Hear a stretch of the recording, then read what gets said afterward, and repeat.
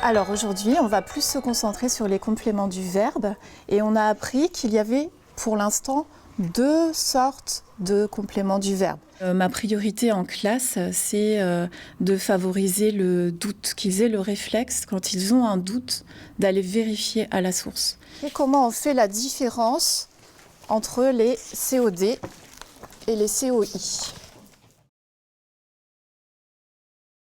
En essayant de diversifier les activités et aussi grâce à l'arrivée de la flotte de tablettes, j'ai voulu essayer de rendre cette activité plus autonome. Et donc rapidement, l'idée des QR codes est arrivée. Comme d'habitude, je vous associe à chaque terme le QR code qui correspond pour que vous puissiez plus tard, si vous avez besoin, retourner voir la petite vidéo des fondamentaux.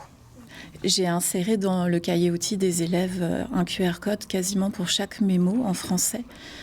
C'était le point de départ cette année pour commencer. En plus, les vidéos des fondamentaux sont tournées de façon humoristique et puis il est reconnu que ça favorise la mémorisation. Donc c'est vraiment l'objectif principal dans ma séquence, c'est le côté mémorisation, que l'enfant puisse réactiver, être conscient qu'il a besoin de réactivation régulière pour ancrer ça dans sa mémoire à long terme. Ça me rappelle ce que j'ai oublié des fois. Donc je regarde la vidéo pour me rappeler, pour pas faire d'erreur, la même erreur. Si j'ai des problèmes de terminaison avec l'imparfait, je regarde la petite vidéo à l'imparfait et je regarde les terminaisons. Les compétences que ça a le plus développé dans la classe, c'est le apprendre à apprendre. Les élèves commencent aussi à comprendre que les réponses n'arrivent pas par enchantement. Et la bonne réponse, on la trouve avec un cheminement mental. Donc, et pour cela, ils peuvent suivre leur carte mentale, élaborée au préalable. Parce que pour choisir le bon QR code, et qui va permettre d'arriver à la bonne réponse, il faut quand même avoir une réflexion.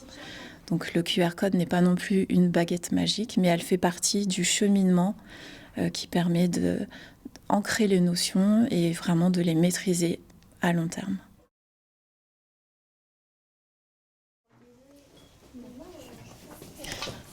Est-ce que ça, c'est une préposition ?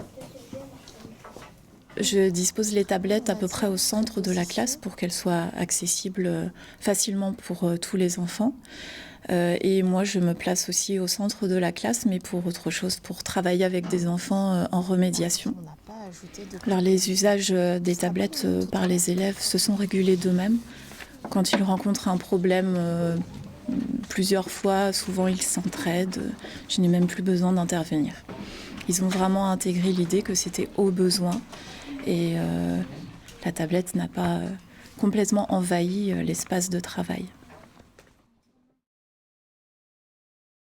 C'est vraiment entré dans leurs habitudes puisque maintenant j'ai des commandes de QR code quand on aborde une notion en classe ou qu'on fait des recherches et puis qu'on explore des pages internet.